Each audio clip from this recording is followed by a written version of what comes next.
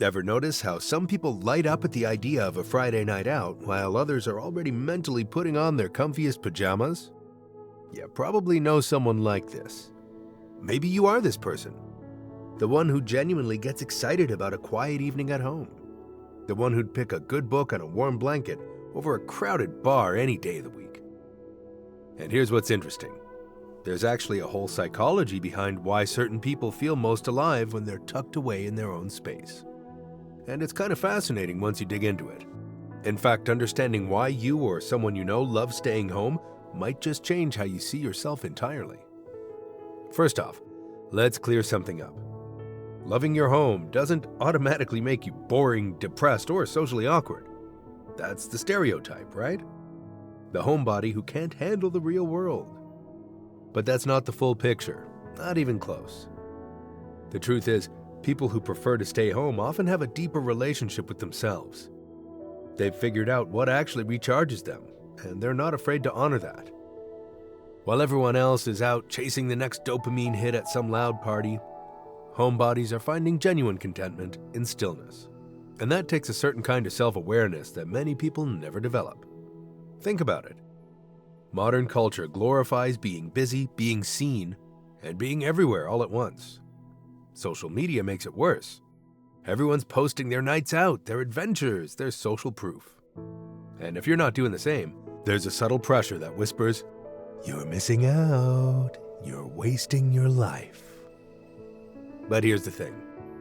The people who love staying home have realized that fulfillment doesn't come from how many places you've been or how many people you've impressed. It comes from how connected you feel to your own life. And sometimes that connection happens best when you're alone. Now, not everyone who stays home does it for the same reason.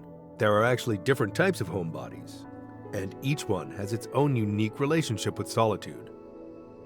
Let's start with the ones who've been pushed there by life itself. These are people who've been through something. Maybe they had a job that drained every ounce of energy from them. Maybe they dealt with difficult people, toxic friendships, or relationships that left them emotionally exhausted. For them, home became the only place where they could breathe again. It's not that they hate the world, it's that the world, for a while, felt too heavy. So they retreated. And in that retreat, they found something powerful: safety, clarity, a chance to rebuild themselves without anyone watching or judging. These people aren't hiding, they're healing. And once they've recharged, many of them do go back out into the world. But they've learned their limits. They know when to pull back before they burn out again. Home for them isn't a permanent escape. It's more of a pit stop where they stop to refuel. Then you've got the natural introverts. And I'm not talking about people who are just quiet at parties. I'm talking about the ones whose entire nervous system is wired differently. Social interaction, even the good kind, costs them energy. And no, it's not exactly a choice. For introverts, being around people is like running a marathon. It can be enjoyable, even meaningful, but it's tiring. And after a while, they need to stop and rest. Home is where that rest happens. It's where they can drop the mask, stop performing, and just exist without having to manage anyone else's emotions or expectations. And here's what people get wrong about introverts. They're not antisocial, they're selectively social. They value deep, meaningful connections over shallow small talk. They'd rather have one real conversation than 10 surface-level ones. And that preference often means they spend more time at home, where they can engage with things that actually matter to them. Then there are the creatives, writers, artists, musicians, thinkers. People whose best ideas come from silence, from long, uninterrupted hours of just being with their own thoughts. For creatives, home is a workshop. It's where the magic happens. It's where they can dive into their craft without distractions, without interruptions, without the noise of the outside world pulling them away from their flow state.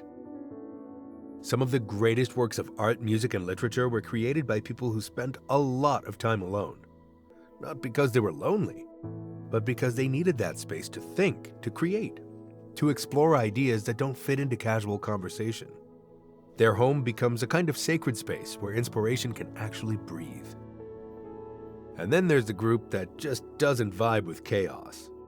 These are the people who find crowded places overwhelming, not in an anxious way necessarily, but in a "this is just too much" way. The noise, the stimulation, the constant movement, it's draining. For them, fun doesn't look like a packed club or a bustling event. Fun is doing exactly what they want, at their own pace, without having to walk through a crowd or shout over music just to have a conversation. Home connects them with their inner selves. It's predictable, it's calm, it's theirs. And in a world that's constantly demanding their attention, that sense of control is incredibly valuable. Now here's something that'll blow your mind. Science actually backs up what homebodies have known all along. There's a concept called environmental mastery. It's one of the 6 pillars of psychological well-being, and it basically means having control over your environment and using it in ways that fit your needs. People who love staying home, they've mastered this without even realizing it. They've created spaces that work for them.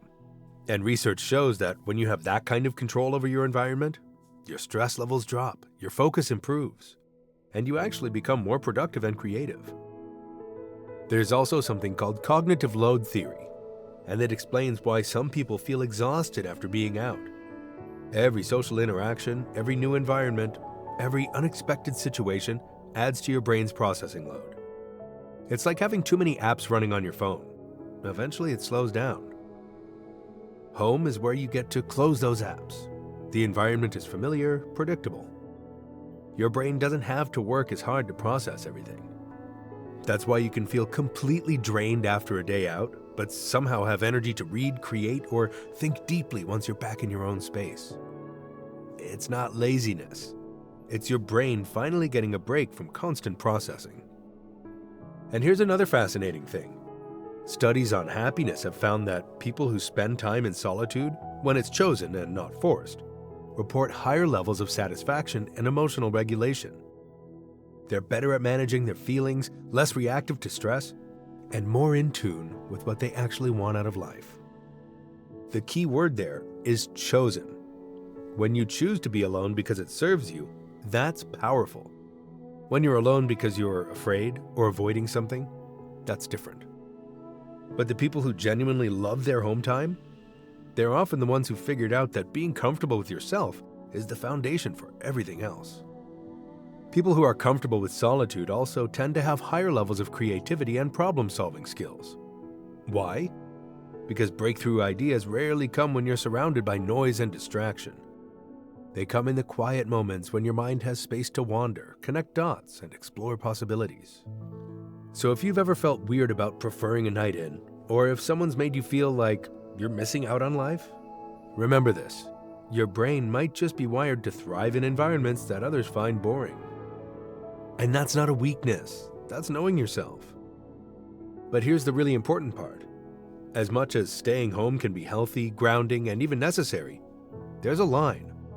And that line is easy to cross without realizing it. Because peace and isolation, they look almost identical at first. Peace feels good. It feels safe. And when you're in it, you think, why would I ever leave this? But if you stay there too long without any movement or connection to the outside world, peace starts to shift. It becomes loneliness. It becomes stagnation. Your mind, when left alone for too long, doesn't always stay your friend. It starts to overthink. It replays old conversations, old mistakes, old fears. It creates problems that don't exist just to have something to solve. And before you know it, the comfort that once helped you heal becomes the thing that's keeping you stuck. This is the trap, and it's a quiet one. You don't notice it happening because it feels like you're just being yourself. You're just honoring your need for solitude.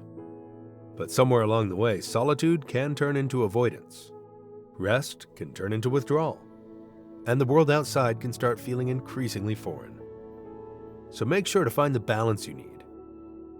It's okay to love your home. It's okay to need time alone.